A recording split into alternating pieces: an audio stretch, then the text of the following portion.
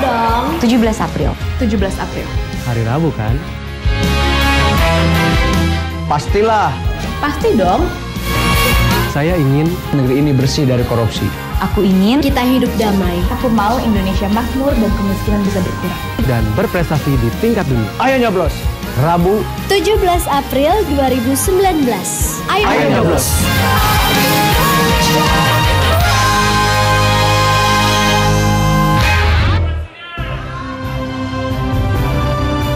Anda masih menyaksikan debat keempat Capres Pemilu 2019. Dan saat ini kita memasuki segmen 2, di mana segmen ini masing-masing kandidat akan menjawab pertanyaan dari panelis. Tidak hanya menjawab saja, mereka juga bisa saling menanggapi jawaban dari masing-masing capres. Dan tugas kami sebagai moderator hanya membacakan pertanyaan yang dibuat oleh tim panelis yang dibentuk oleh Komisi Pemilihan Umum Republik Indonesia. Baik hadirin dan juga pemirsa, di depan hadapan kita berdua saat ini sudah ada tim panelis yang selama 1 minggu penuh bekerja keras membuat pertanyaan. Lalu siapa sajakah mereka? Ini dia. Dr. Valina Singka Subekti, MSI, akademisi, pengajar Departemen Ilmu FISIP Universitas Indonesia. Dadang Trisasongko, Sekretaris Jenderal Transparansi Internasional Indonesia (TII). Profesor Dr. Zakiuddin MAG, Direktur Pasca Sarjana IAIN Salatiga, Jawa Tengah. Dr. J. Haryat Moko SJ, akademisi, pengajar Fakultas Teologi Universitas Sanata Dharma Yogyakarta dan Direktur Training Indonesian Center for Ethics. Dr. Erwan Agus Purwanto, MSI, Dekan Visipol Universitas Gadjah Mada Yogyakarta. Al Araf, Direktur Eksekutif Imparsial. Dr. Insinyur Apollo Sapanto STMT, Rektor Universitas Cendrawasih Jayapura, Papua. Dr. Andes Ibasis Susilo MA, Direktur CSGS dan dosen Hubungan Internasional Universitas Airlangga Surabaya, Jawa Timur. Dr. Kusnanto Anggoro, Direktur Center for Risk Analysis.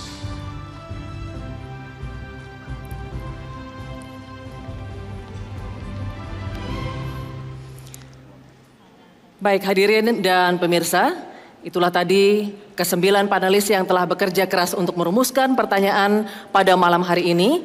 Dan telah bersama kami koordinator panelis Dr. Valina Singka Subekti MSI, selamat malam Ibu. Dan juga Komisioner KPU Bapak Wahyu Setiawan, selamat malam Pak Wahyu.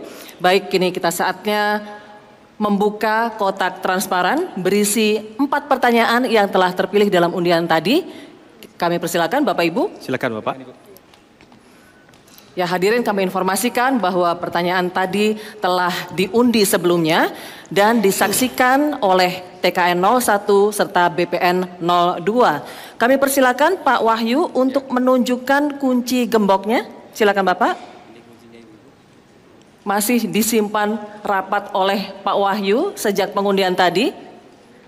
Dan pertanyaan ini hadirin serta pemirsa bersifat rahasia, hanya diketahui oleh para panelis saja. Ini kuncinya. Baik, Pak Wahyu kami persilakan untuk membuka gembok kotak berisi pertanyaan ini. Diperlihatkan. Ya, ada 4 pertanyaan yang terpilih dalam undian tadi. Mohon diperlihatkan Bapak. Ideologi masih dalam kondisi tersegel. Baik. Kemudian pemerintahan juga masih dalam kondisi tersegel Bapak Ibu.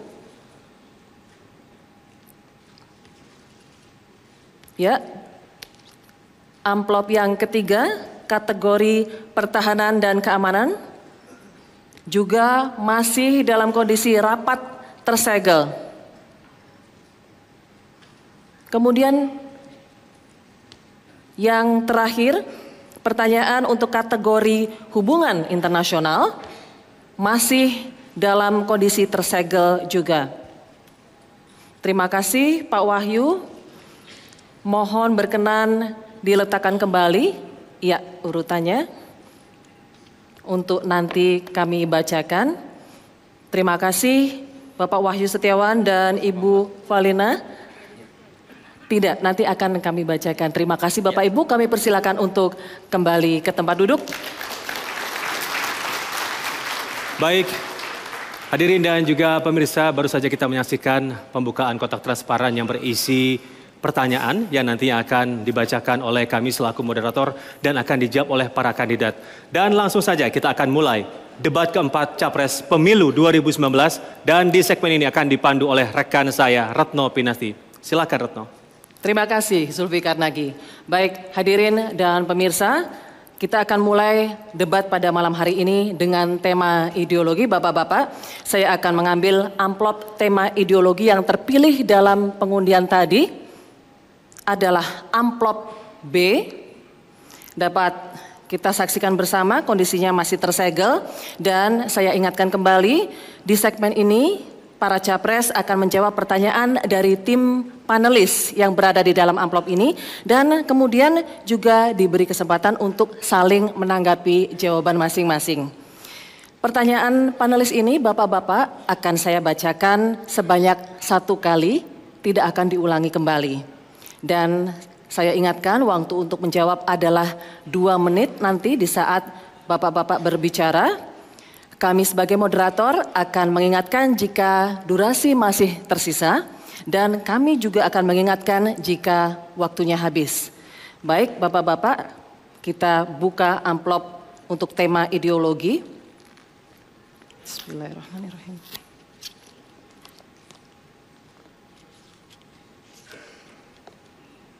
Baik, kita akan bacakan pertanyaannya dan kami persilakan Bapak-bapak untuk mencatat jika diperlukan. Ideologi Pancasila berfungsi menjembatani antara semangat para pendiri bangsa dan generasi sekarang, sekaligus juga menghubungkan atau mempertemukan keyakinan-keyakinan yang berbeda dan kelompok-kelompok yang berbeda agar menjadi dasar bagi bangsa Indonesia di dalam mencapai kesepahaman untuk bertindak bersama. Pertanyaannya Bapak-bapak, menurut Bapak, bagaimana menanamkan dan menumbuhkan nilai-nilai Pancasila kepada generasi penerus dengan tidak mengutamakan pendekatan indoktrinasi agar lebih mudah diterima dan diaktualisasikan? Baik, sesuai hasil pengundian, kami persilakan calon presiden nomor urut 02, Bapak Prabowo Subianto, untuk menjawab terlebih dahulu. Waktu untuk menjawab adalah 2 menit, Bapak, dimulai dari saat Bapak berbicara.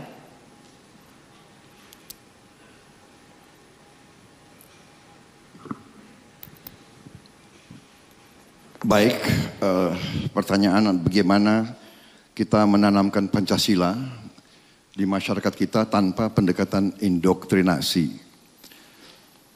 Menurut pendapat saya, Pancasila ini walaupun kita tidak mau menggunakan pendekatan indoktrinasi, tapi kita harus memasukkan Pancasila ke dalam pendidikan bangsa kita. Pendidikan dari kecil, dari awal, dari usia dini, taman kanak-kanak, SD, SMP, SMA, harus dimasukkan dalam edukasi, bukan indoktrinasi, tapi dalam pendidikan, dalam kurikulum.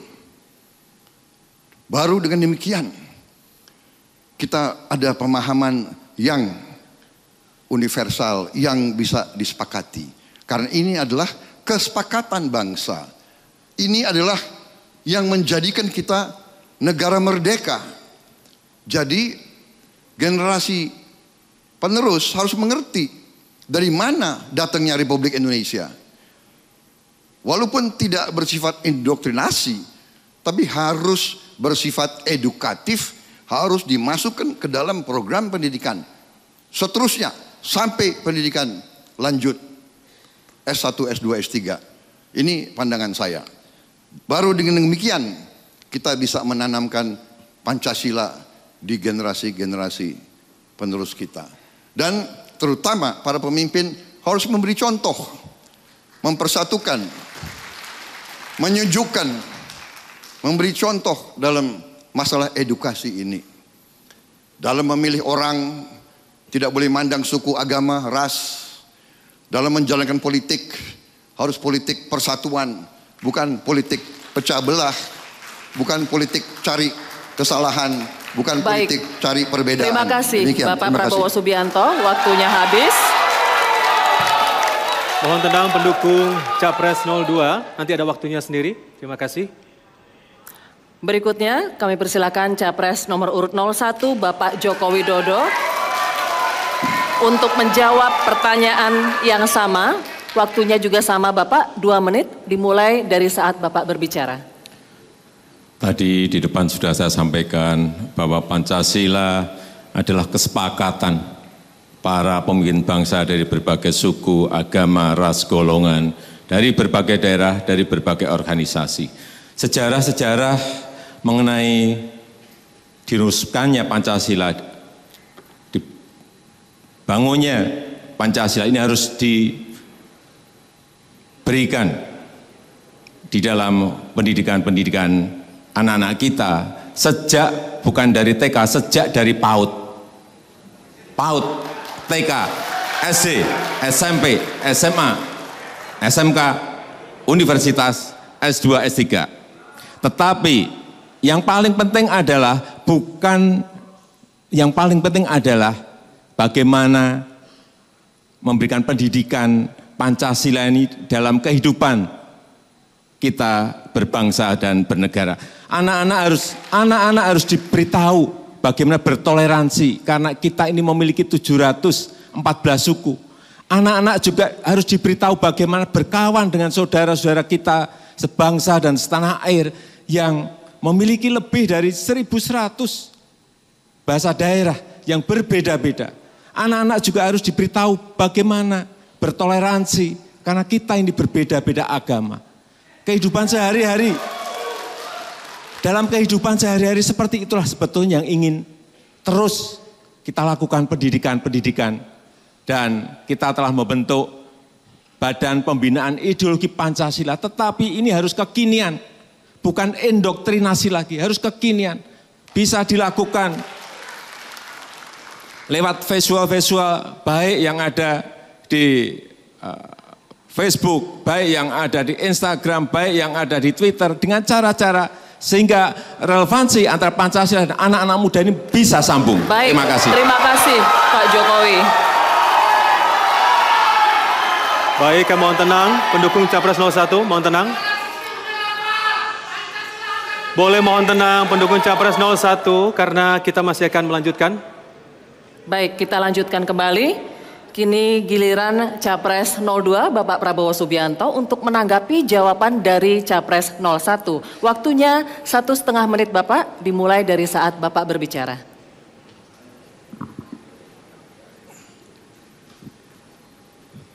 Pak Jokowi yang saya hormati, saya kira dalam hal ini kita sebetulnya pada esensinya tidak jauh berbeda. Saya yakin dan percaya Pak Jokowi Pancasilais. Saya yakin dan percaya Pak Jokowi patriot. Saya yakin dan percaya Pak Jokowi nasionalis. Karena itu waktu Pak Jokowi dilantik, saya datang ke Pak Jokowi, saya memberi hormat. Tapi saya juga ingin bertanya, apakah Pak Jokowi faham dan mengerti di antara pendukung Pak Jokowi ada yang melontarkan tuduhan-tuduhan yang tidak tepat kepada saya. Seolah-olah saya membela khilafah. seolah-olah saya akan melarang tahlilan dan sebagainya. Ini sesuatu yang sangat tidak masuk akal. Ibu saya seorang Nasrani. Saya lahir dari rahimnya seorang Nasrani. Lingkungan saya. Jadi saya dari umur 18 tahun pertaruhkan nyawa saya untuk membela Pancasila. Nyawa saya pertaruhkan untuk Republik ini. Bagaimana kok saya dituduh akan merubah Pancasila? Sungguh kejam itu. Tapi saya percaya Pak Jokowi tidak merestui itu. Terima kasih. Prabowo. Baik, pendukung Capres 02, mohon tenang karena kita masih lanjutkan kami sesi persilakan Pak Jokowi untuk menanggapi. Waktunya sama Bapak 1,5 menit. Kami persilakan. Saya juga percaya kok Pak Prabowo itu Pancasilais. Saya juga percaya Pak Prabowo itu nasionalis. Saya percaya. Saya juga percaya Pak Prabowo itu patriot. Percaya Pak, percaya. Tapi masalah tuduh menuduh, saya kan juga banyak dituduh Pak.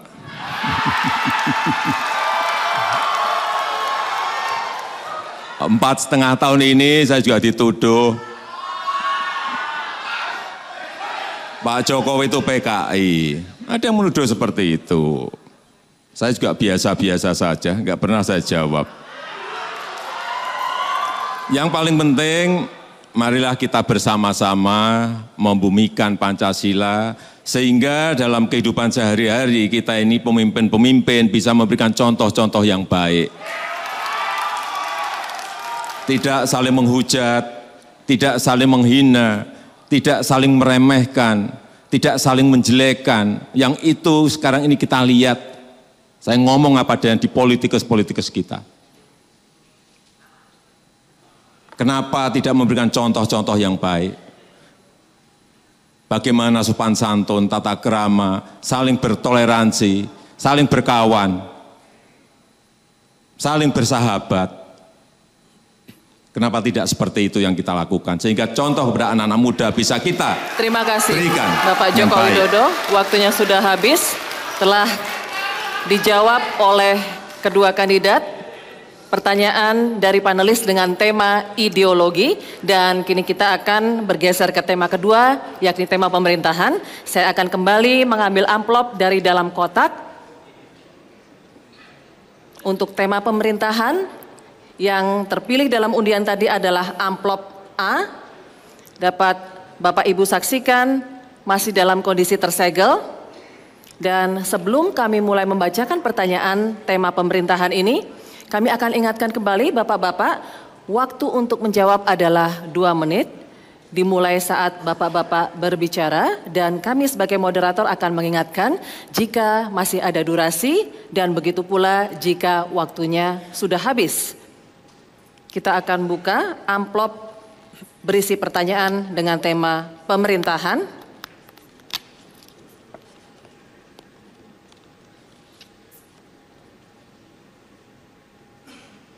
Akan kami bacakan sebanyak 1 kali.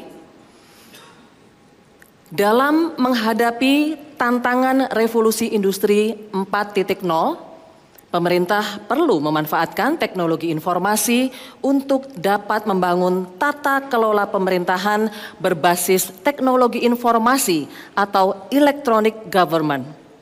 Banyak daerah telah memiliki Smart City sebagai bentuk adopsi dan pengembangan dari electronic government.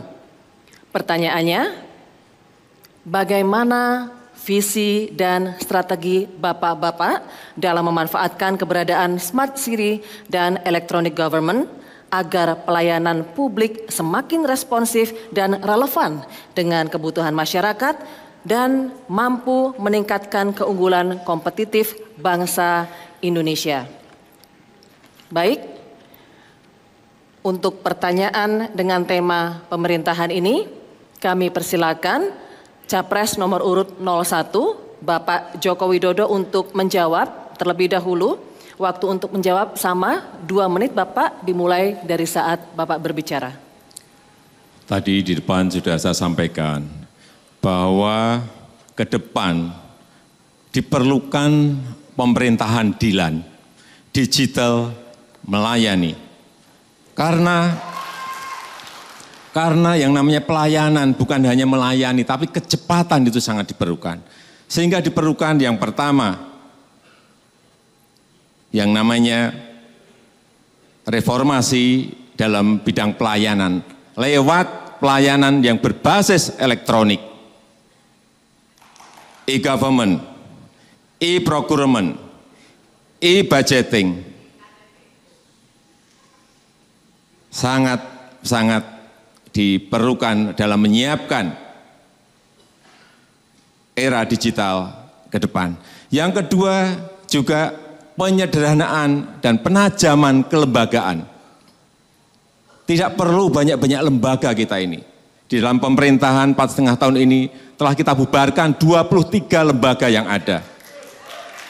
Agar lebih ramping, lembaga lebih ramping, lebih lincah, gampang memutuskan dan tidak berbelit-belit. Yang ketiga diperlukan peningkatan kualitas aparatur ASN kita. Sehingga bisa mereka semuanya melayani dengan cepat. Semuanya pelayanan berbasis elektronik. Dan yang keempat, kita melakukan yang namanya reformasi tata kelola. Manajemen semuanya harus disimpelkan, disederhanakan, tidak bertele-tele. Lembaga-lembaga yang tidak perlu perlu kita bubarkan. Kita tadi sudah saya sampaikan 23, kalau perlu itu ditambah, kalau memang ada lembaga-lembaga yang justru menghambat, yang menyebabkan pelayanan kita menjadi bertele-tele. Saya rasa pemerintahan ke depan adalah seperti itu. Terima kasih Bapak Joko Widodo. Dan berikutnya kami persilakan Capres nomor urut 02 Bapak Prabowo Subianto untuk menjawab pertanyaan yang sama Bapak. Waktunya juga sama, 2 menit. Kami persilakan. Baik, jadi memang teknologi informatika adalah vital bagi pemerintahan dan pemerintah Prabowo Sandi akan mengutamakan penggunaan teknologi informatika ini, terutama untuk mencapai transparansi. Jadi segala macam sistem yang baik, tapi kalau tujuannya tidak jelas, maka yang ingin kita capai adalah suatu pemerintahan yang efektif dan bersih dari korupsi. Dan teknologi informatika ini adalah senjata yang sangat efektif untuk mencapai itu. Sebagai contoh, untuk meningkatkan kembali rasio pajak kita, kita bisa menegakkan teknologi informatika dan dengan cepat.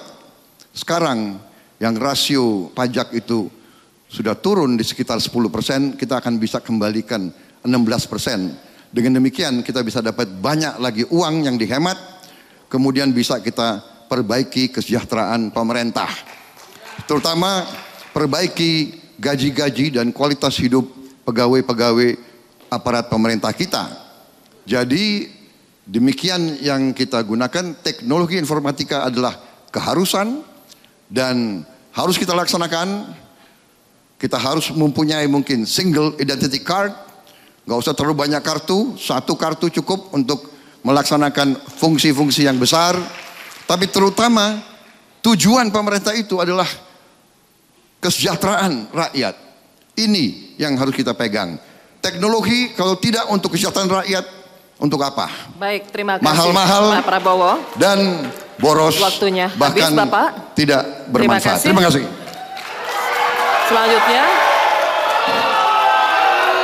kami persilakan Capres 02, mohon tenang. Pak Jokowi untuk menanggapi jawaban Pak debatnya. Prabowo tadi. Waktunya 1,5 menit. Kami persilakan. Ya, intinya bahwa penggunaan pelayanan yang berbasis elektronik ini adalah kecepatan.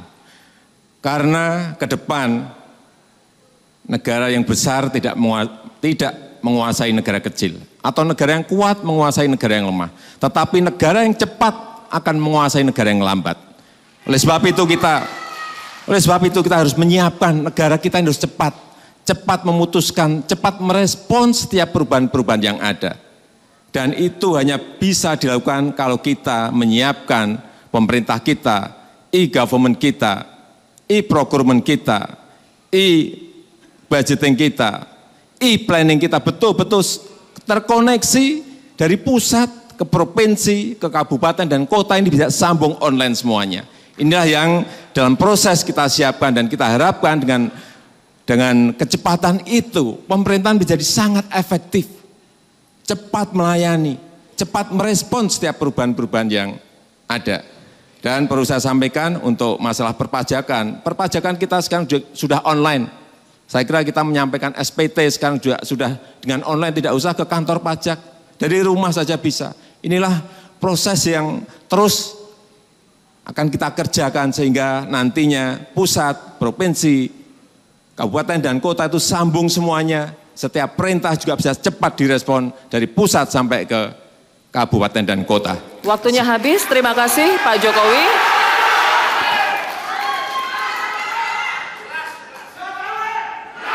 Mohon tenang, pendukung Capres 01.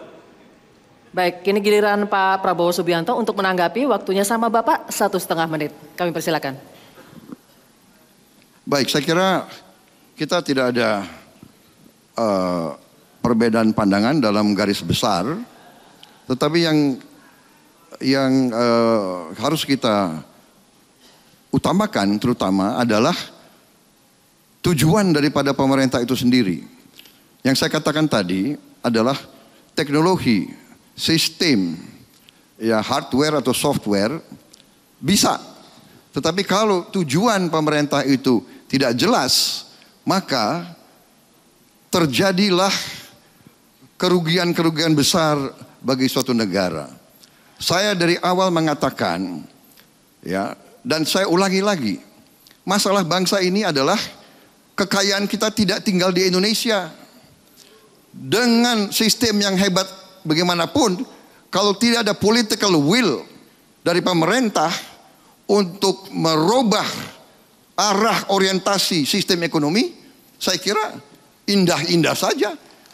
Kita boleh punya informatika, boleh punya sistem yang hebat, boleh punya kartu banyak sekali, indah, seolah-olah modern, seolah-olah efisien, seolah cepat. Untuk apa cepat? Kalau tetap cepatnya adalah kekayaan kita mengalir ke luar negeri. Saya lebih baik pakai teknologi lama, tapi kekayaan Indonesia tidak keluar dari Indonesia. Terima kasih Bapak Prabowo Subianto. Baik, kami mohon tenang. Hadirin dan pemirsa. Baik, hadirin dan pemirsa, 2 pertanyaan dari panelis tadi telah dijawab oleh kedua kandidat, yakni tema ideologi dan pemerintahan.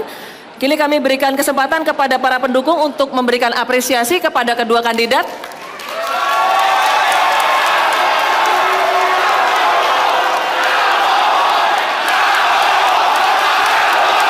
Baik, cukup.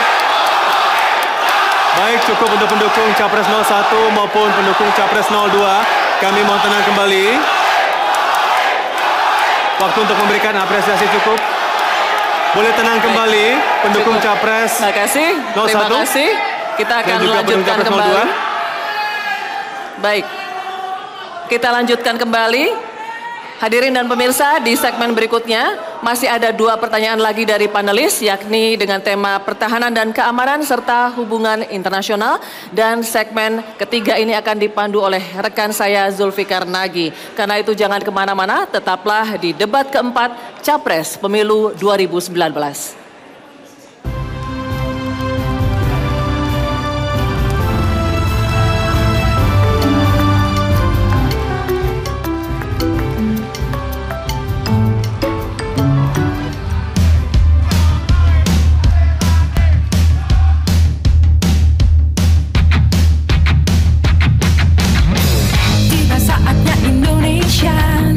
Ayo kita gunain suara kita. Siapa takut? Cakep. Negara Indonesia.